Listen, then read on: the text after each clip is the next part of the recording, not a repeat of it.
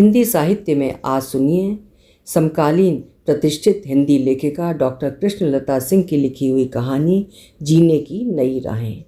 मेरी जुबानी, मैं हूँ सीमा सिंह। लखन के बताए दरवाजे पर इच्छा ने बेहिचक दस्तक दी। एक 10-12 साल के दुबले पतले लड़के ने दरवाज़ा खोला। किसी अजनबी को देखकर अचकचा कर उल्टे पैर वापस लौट गया। इच्छा ने सादेकार आंगन में पैर रखा। खोजी नज़रों ने सब कुछ एक ही पल में देख लिया। सामने वाले बरामदे के एक कोने में छोटे गैस सिलेंडरों का ज़ख़ीरा नज़र आया। उसके बारे में कुछ अनुमान लगा पाती तभी कुर्ते के बटन लगाता हुआ सोमेश कमरे से बाहर आया। अपनी उम्र के हिसाब से स्वस्थ और पहले जैसा ही नज़र आया। सोमेश इच्छा से 2 महीने बड़ा है या इच्छा उससे 2 महीने बड़ी है, इसका फैसला तो उन दोनों की माएँ भी कभी नहीं कर सकीं। अतः दोनों में हमेशा बराबरी का हिसाब रहा। सोमेश को कुछ क्षण इच्छा को पहचानने में लगे, फिर अचानक चिल्ला पड़ा, इच्छा तुम? हाँ, मैं उसका भूत नहीं हूँ। आदत पूर्वक पैर छूते हुए हाथ पकड़कर स्नेह के साथ चारपाई पर बैठाते हुए बोला, इच्छा तुम तो गुलर का फूल हो गई। क्या करूँ, 30 साल से कनाडा में थी, कभी इंडिया आना नहीं हुआ। आई जरूर आई, पर समयाभाव से दिल्ली और लखनऊ आकर ही लौट गई। कभी गांव की याद नहीं आई? क्यों नहीं आई? गांव के ताल तलैया, गलियारे, खेत खलियान, बरगद के पेड़ के नीचे वाला अपना स्कूल, सब आंखों में तैरता रहता था। भूली कुछ भी नहीं हूँ। जहाँ अभी हम तुम बैठे हैं वहाँ पहले तुम सबकी साझी चौपाल होती थी। ये आंगन चौपाल के चबूतरे का हिस्सा है।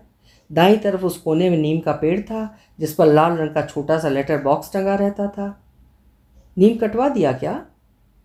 हाँ, कमरा बनवाने में दिक्कत आ रही थी। सामने वाले बरामदे में पहले छप्पर होता था और एक तख्त पड़ा रहता था। उसी पर बैठकर चच्चू पोस्ट ऑफिस का काम करते थे। काले रंग की संदूकची में पूरा डाकघर रहता था। याद है सोमेश? चच्चू गांधी जी की तरह गोल चश्मा लगाए हुए जीभ बाहर निकाल कर कितनी शान से डाकघर की मोहर हर खत पर ठोकते थे, मानो पोस्ट मास्टर जनरल वही हों। हम सब उनकी मोहर को छूकर ठप्पा मारने को तरसते रहते थे। और वो अपना राम रत्न दिन में डाकिया बनकर चिट्ठियाँ बांटता था और शाम को बर्फ़ के गोले। हम सब उसकी साइकिल के पीछे पीछे दौड़ते रहते थे। रात में लालटेन की रोशनी में हम सब चच्चू के साथ पढ़ाई करते थे। चच्चू इमला बोलते थे और सबसे ज़्यादा मात्राओं की गलतियाँ तुम्हारी होती थी इच्छा। मैं और लाली तुम्हें कितना चिढ़ाते थे। तुम कॉपी फेंक कर भाग जाती थी। याद है मुझे, बरसात के दिनों में जब गलियारे नदी की तरह उफनते थे तब मैं कॉपियाँ फाड़ कर नाव बनाकर बहाती थी और हम उन्हें पानी में भीगते हुए डंडे से रोक लेते थे। तब तुम बड़ी अम्मा के बरामदे में खड़ी होकर ज़ोर ज़ोर से मुझे गालियाँ देती थी, नास पीटा सोमेश आधी रात को मर जाए। याद है ना? इच्छा ने थोड़ा झेपते हुए कहा। और कोयलिया आम को लेकर बाग में महायुद्ध कौन करता था, जिसका फैसला दाऊ करते थे? तुम्हें अपनी शादी याद है? शायद गांव में वो मेरी आखिरी शादी थी जिसमें मैंने बन्ना बन्नी के गानों पर डांस किया था और एंजॉय भी खूब किया था। बहू के साथ गृह प्रवेश के समय तुम दरवाज़ा रुकाई का नेक हम बहनों को न देकर ज़बरदस्ती अंदर घुस गए थे। तब हम बहनों ने सुमति भाभी को बाहर ही रोक लिया था। मजबूरी में तुम्हें नेक देना पड़ा था। सोमेश ने हुलस कर कहा, अरे इच्छा, तुम्हें तो एक एक बात सब अच्छी तरह याद है। हम सब तो यही सोचते थे कि विदेश जाकर तुम सब कुछ भूल गई होगी। अरे सोमेश, बचपन को कोई भूलता है भला? इसकी यादें तो स्मृति मंजूषा में हमेशा सुरक्षित रहती हैं, चंदन की तरह भीनी भीनी महकती रहती हैं, जीवन में रस घोलती रहती हैं। बस चिता के साथ ही खाक होती हैं। चलो और सुनाओ गांव भर के हालचाल। गांव के क्या हालचाल तुम्हें सुनाऊं? तुम्हें भी देखकर लगा होगा कि पहले से थोड़ी संपन्नता आई है, थोड़ी बहुत सुविधाएं भी बढ़ी हैं, लेकिन हवा में पहली वाली ठंडक, रिश्तों में अपनेपन की मिठास और जीवन में मस्ती नहीं है। आधे से ज़्यादा गांव खाली पड़ा है। इच्छा ने आश्चर्य से पूछा, क्यों भाई? पढ़ाई लिखाई की अच्छी सुविधा पाने के लिए संपन्न परिवार हरदोई या लखनऊ चले गए हैं। सबके घरों में भारी भारी ताले झूल रहे हैं। खेती बटाई पर उठा दी है। फसल पर आते हैं, बटाईदारों से अपना हिस्सा वसूल कर ले चले जाते हैं। बाकी गाँव से उन्हें कोई मतलब नहीं है। साधारण घरों के लड़के जो पढ़ाई के लिए शहर जाते हैं वो भी लौट कर नहीं आते। पढ़ें या नहीं पढ़ें वो अलग बात है, लेकिन अपनी रोजी रोटी का जुगाड़ उन्होंने अपने हिसाब से शहर में ही कर लिया है। घर के बड़े बूढ़े हल जोतते हैं, खेत खलिहान देखते हैं, खरहरा घास गोबर और सानी करते हुए अपनी बदहाल जिंदगी को कोसते हैं। रात के सन्नाटे को उनकी खांसने की आवाज़ें चीरती हैं। नितेज आंखें बेटे बहुओं के लौटने का इंतज़ार करती हैं। वोट राजनीति का बहुत दखल हो गया है। पूरा समाज राजनीतिक दलों में बंट गया है। नेता लोग गांव की मूलभूत समस्याओं के प्रति संवेदनशील नहीं हैं, बस आपस में वैमनस्य का बीज बोकर चले जाते हैं। ये तो तुमने मुझे गांव का आईना दिखा दिया, अब अपने परिवार के बारे में बताओ। तुम्हारे संजू और राजू कहाँ हैं, क्या करते हैं? इच्छा उनके बारे में ना ही पूछो तो अच्छा है, कहकर सोमेश कुछ खामोश हो गया। शायद इच्छा ने अनजाने ही उसकी दुखती नब्ज पर हाथ रख दिया था। सॉरी सोमेश, मुझे नहीं मालूम था कि बच्चों के साथ कोई दुर्घटना घट गई। बहुत बड़ी दुर्घटना घटी जिसमें मेरा सब कुछ स्वाहा हो गया। सुनकर इच्छा भय से काँप उठी। सोमेश का हाथ पकड़कर बोली, भाई मुझे कुछ बताओ, क्या हुआ? मुझे चैन नहीं पड़ेगा। इसी बीच वो छोटा लड़का चाय, नमकीन और बिस्कुट आदि से सजी ट्रे एक स्टूल पर रखकर चला गया। इच्छा ने उस लड़के को नोटिस नहीं किया। दिल के फफोलों पर समय मरहम लगा चुका था, फिर भी उनके निशान सोमेश को जब तब तकलीफ देते रहते थे। इस तकलीफ को इच्छा के साथ बांटने के इरादे से एक हाथ में चाय की प्याली पकड़कर सोमेश ने कहा, इच्छा 25 साल पहले एयरफोर्स से वारंट ऑफिसर के पद से रिटायर होकर बड़े जोश के साथ गांव आया था। घर परिवार के साथ खुशहाल जीवन जीने का सपना आंखों में था, लेकिन सपना रूठकर दूर चला गया था। क्यों, क्या हुआ? इच्छा ने बीच में टोका। मेरे आने के साथ ही पुराने घर का चाचा ताऊ के साथ बंटवारा हो गया। चच्चू के हिस्से में चौपाल आई। चौपाल को घर बनवाने में आधा फंड स्वाहा हो गया।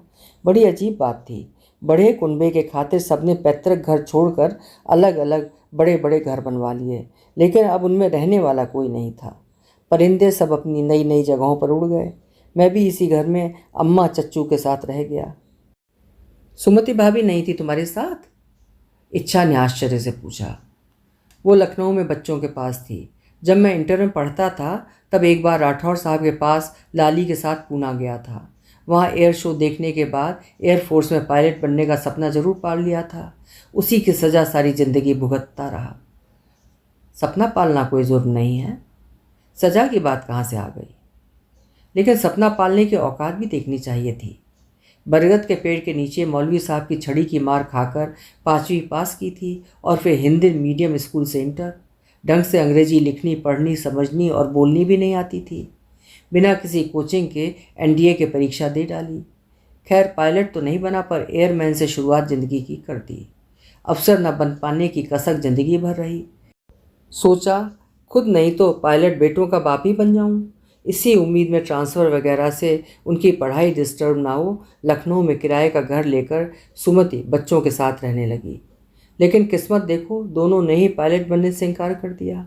संजू ने डॉक्टर बनने की नाकाम कोशिश के बाद फार्मेसी की दुकान खोल ली और राजू ने टैक्सी का बिजनेस। दोनों को सेटल कराने में पूरा फंड चला गया। लखनऊ में दोनों भाइयों ने मिलकर मकान बनवा लिया। शादी के बाद पूरी तरह लखनऊ वासी हो गए। मुझसे जब भी आर्थिक सहायता मांगी मैंने देने में कभी संकोच नहीं किया। राशन पानी, घी, तेल लखनऊ हमेशा भेजता रहा। सोमेश भाई, सब कुछ ठीक था। बच्चे अपनी ज़िंदगी में अपनी तरह से खुश थे। फिर दुर्घटना क्या घटी, मुझे पहले वो बताओ, बाकी बातें बाद में। इच्छा, दुर्घटना को समझने के लिए तुम्हें थोड़ा धैर्य रखना होगा। सबसे बड़ी दुर्घटना तो यही थी कि गृहस्थी के जिस सुख की कामना से मैं गांव आया था वो मुझे नसीब नहीं हुआ। चच्चू की मौत के बाद मैं और अम्मा अकेले गांव में रह गए। क्यों, सुमति भाभी नहीं थी तुम्हारे साथ? बच्चे तो अब अपनी गृहस्थी वाले हो गए थे। यही तो रोना था। वो गांव आकर हमारे साथ नहीं रहना चाहती थी। मुझ पर भी दबाव बना रही थी कि मैं भी लखनऊ शिफ्ट हो जाऊं। शायद लखनऊ में बच्चों के साथ रहते रहते शहरी जीवन की आदत हो गई थी उसे। वो बहू बेटों के साथ शहर में आरामदायक जीवन बिताना चाह रही थी। मैंने उसमें बाधा पहुंचाई। अम्मा बीमार पड़ी, हमने उन्हें बुलाया। बड़ी मुश्किल से आई। मैंने उन्हें समझाया अम्मा की देखभाल करना हमारी जिम्मेदारी है। फिर गांव में बूढ़ी माँ और खेती बाड़ी को निराश्रित छोड़कर बच्चों की दया पे आश्रित होना कौन सी समझदारी है? हमेशा उनके सिर पर रहेंगे तो उन्हें भी बोझ लगेंगे। अपनी इज्जत इसी में है कि हम अपने घर में सुख चैन से रहें। हाँ, कभी कभार घूमने फिरने के लिए चले जाया करेंगे। उसे मेरी बात समझ में नहीं आई। वो नहीं मानी, बोली तुम रहो अपनी अम्मा के साथ गांठ जोड़कर, मुझे नहीं रहना यहाँ। गन्ने की निराई चल रही थी, मैं खेतों पर चला गया। अम्मा बुखार में बगल वाले कमरे में लेटी थी। बाद में अम्मा से पता चला कि सुमति ने लखनऊ बात की थी, खूब ज़ोर ज़ोर से बोल रही थी। शायद बच्चों को मेरी बात बताई होगी। बच्चों ने भी उससे छुटकारा पाने के लिए गांव में ही रहने की सलाह दी होगी। उसके बाद मिट्टी का तेल छिड़क कर उसने आत्मदाह कर लिया। मुझे समझ में नहीं आया कि मैंने उस पर कौन सा अत्याचार कर दिया। उसे गाली दी या उस पर हाथ उठाया।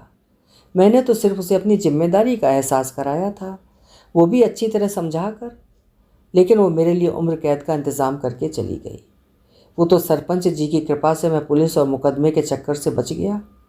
गांव में ज़रूर गलत हवा फैल गई। सोमेश सिंह ने अपनी औरत को मार डाला।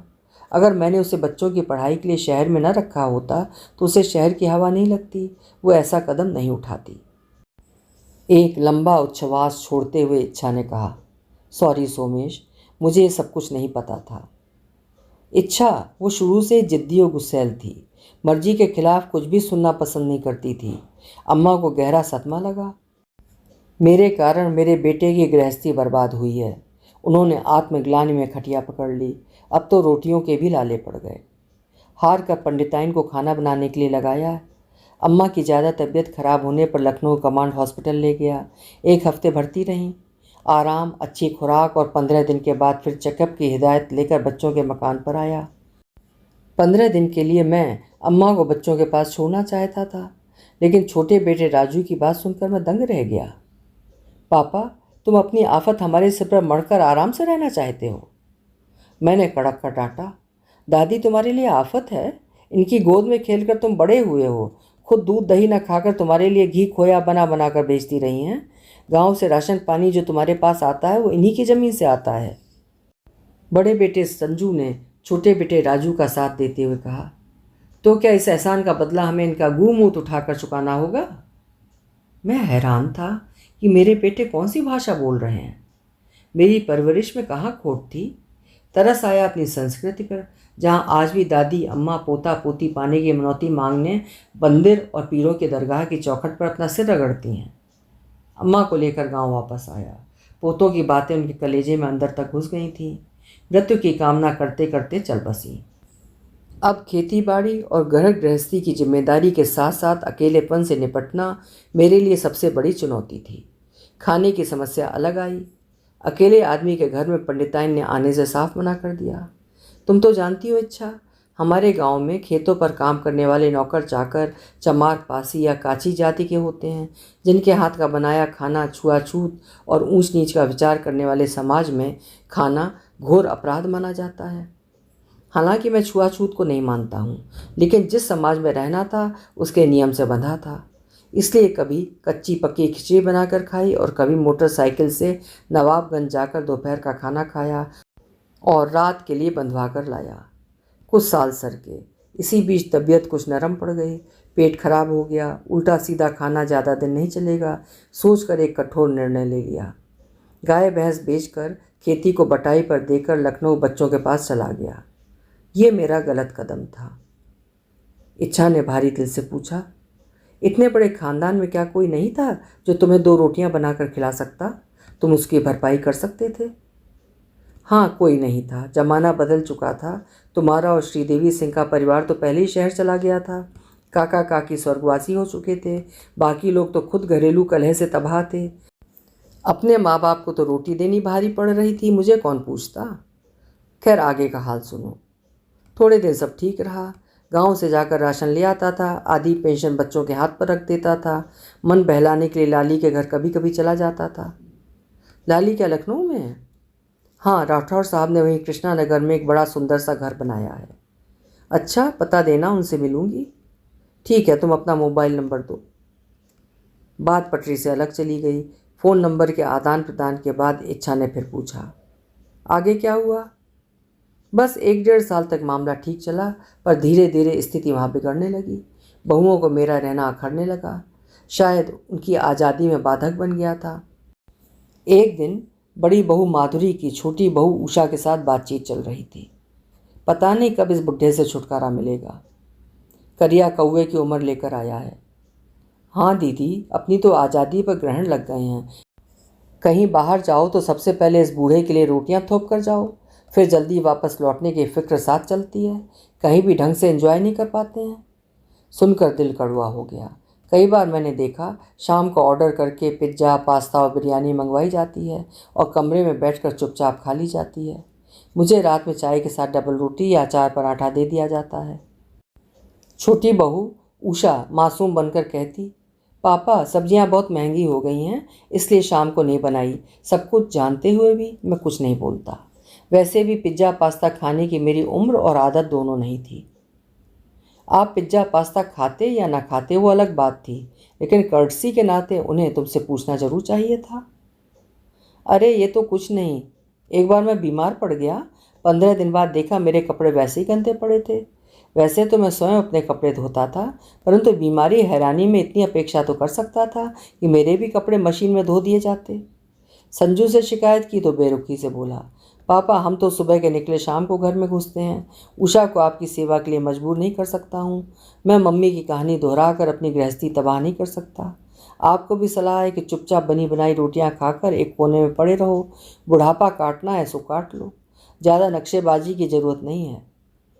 मैंने गुस्से में कपड़ों को समेटा और पास की लॉन्ड्री में दे आया। लौटते ही बेटे ने तंज कसा, इतनी लाट साहबी, बड़ी अमीरी फटी पड़ रही है। मैं अपने निर्णय पर पछताया। मन उचट गया। सोचा अभी तो हाथ पांव चलते हैं, आगे क्या होगा, कितना अपमान सहना होगा। हरिद्वार वासी अपने मित्र शिवशंकर की सलाह पर वहाँ के एक वृद्धाश्रम में चला गया। अपने जैसे लोगों के बीच अच्छा लगा। तभी गांव से बटाईदार का फ़ोन आया। लगातार बारिश के कारण छत से पानी टपक रहा है, जिससे कमरे की दीवार ढह गई है। लखनऊ खबर की थी, भैया ने कहा कि ढह जाने दो। इच्छा ये घर मैंने चच्चू की खुशी के लिए अपने खून पसीने की कमाई से बनवाया था। माया मोह जाग पड़ा। रात दिन ढही दीवार और खेत खलियान मुझे बेचैन करने लगे। मुझे लगा गांव से कटकर मैं नहीं रह पाऊंगा, मुझे गांव लौटना ही होगा। अपनी परेशानी मैंने शिवशंकर से शेयर की। उसने छूटते ही कहा, सोमेश तुम एक काम करो, दूसरा विवाह कर लो। मुझे अच्छा नहीं लगा। चिढ़कर कहा, क्यों मजाक करते हो, इस उम्र में विवाह, लोग क्या कहेंगे, बच्चे क्या कहेंगे।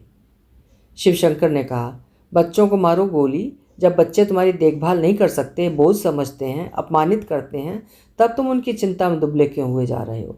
और समाज के लोग तुम्हें रोटी बनाकर खिला रहे हैं क्या। पागलपंथी छोड़ो, अपना भला सोचो। मैं अभी भी शिवशंकर की बात से सहमत नहीं हुआ। सुमति की आत्मा क्या कहेगी। 56 की उम्र में दूल्हा बनते कैसा लगूंगा।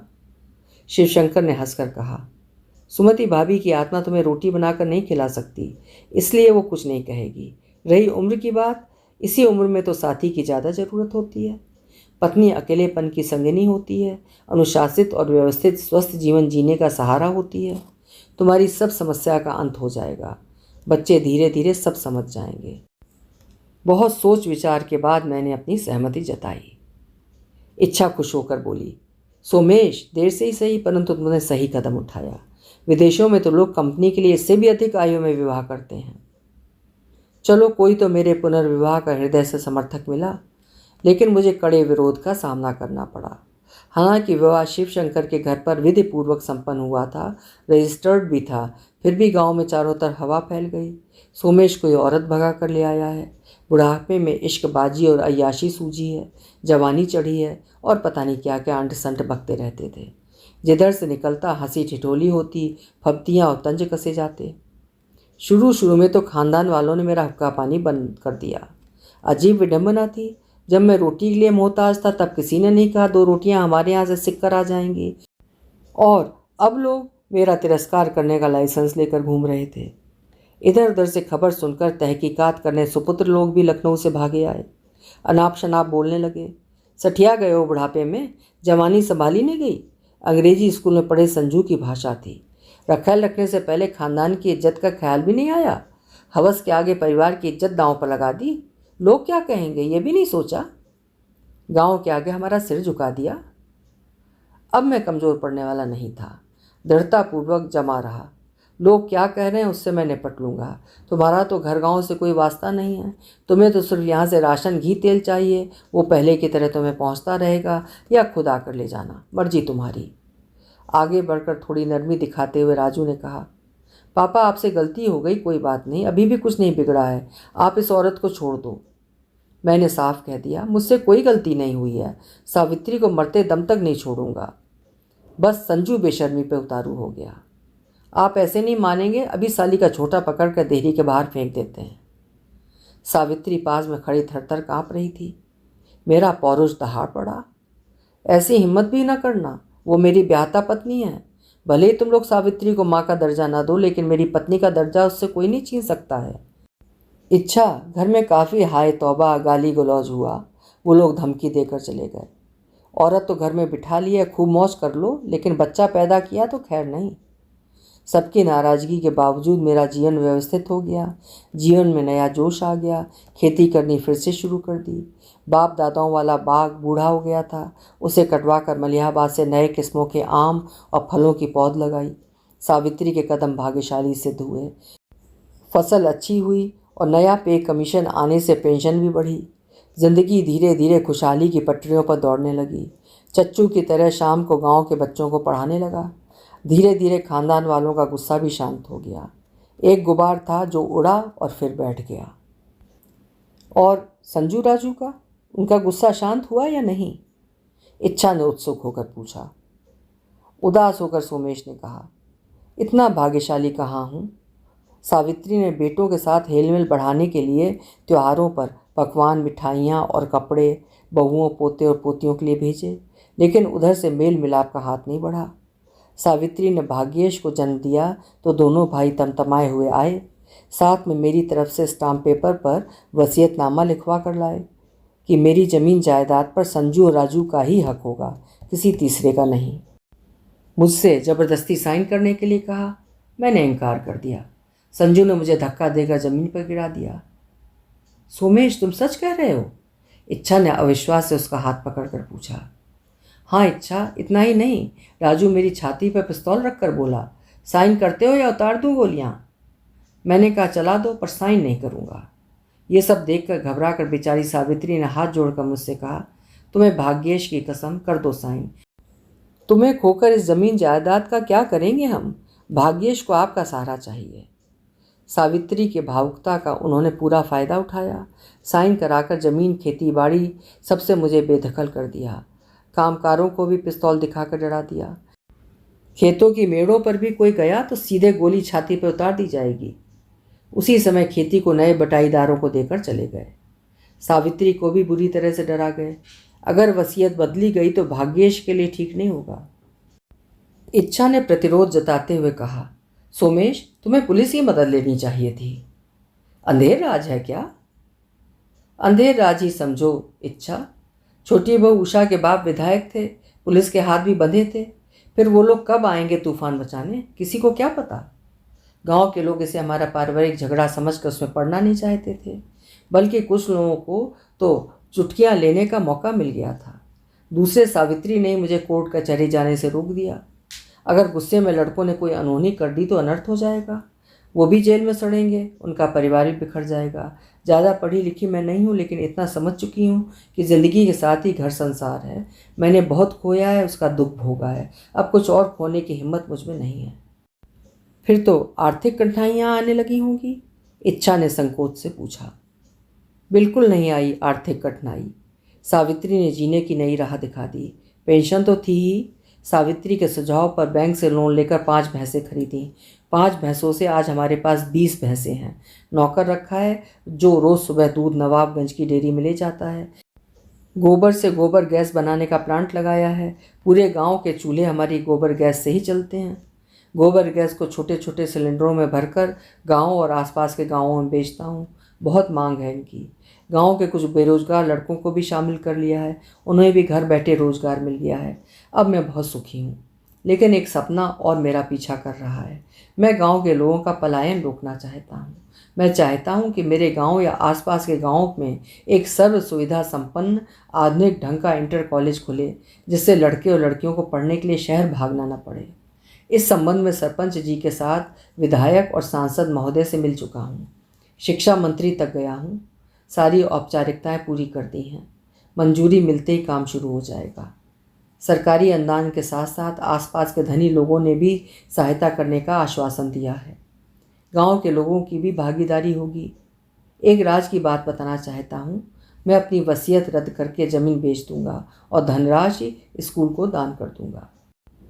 क्यों, संजू राजू की धमकी का डर नहीं है? इच्छा ने चुटकी लेते हुए पूछा। पहले मैं अकेला था, अब मेरे साथ गांव की नई पीढ़ी है जो अपना भविष्य मेरी योजनाओं में देखती है। बहुत सुंदर। ईश्वर तुम्हारा ये सपना जरूर पूरा करेगा। जब प्रयास में सच्चाई और ईमानदारी हो तो सपना जरूर सच होता है। कहकर इच्छा चलने के लिए उठी। फिर उसे कुछ याद आया। कहाँ है तुम्हारी भाग्य लक्ष्मी सावित्री? इच्छा, आज वट सावित्री का व्रत है। सावित्री वट पूजा के लिए औरतों के साथ गई है। चलो फिर मैं चलती हूँ, शाम को फिर मिलूंगी। कहकर वो मुड़ी। तभी घर का दरवाज़ा खुला। लाल साड़ी में सजी, पूजा की थाली हाथों में लिए, साक्षात सत्यवान की सावित्री की तरह सावित्री ने प्रवेश किया। अभी आप सुन रहे थे डॉक्टर कृष्णलता सिंह जी की लिखी हुई एक बेहद उम्दा कहानी, जीने की नई राहें। आशा है कहानी आपको पसंद आई होगी। पसंद आई है तो लाइक ज़रूर करिएगा, और अगर चैनल पे पहली बार आए हैं या अभी तक सब्सक्राइब नहीं किया है तो चैनल को भी सब्सक्राइब कर दीजिएगा। बहुत बहुत धन्यवाद।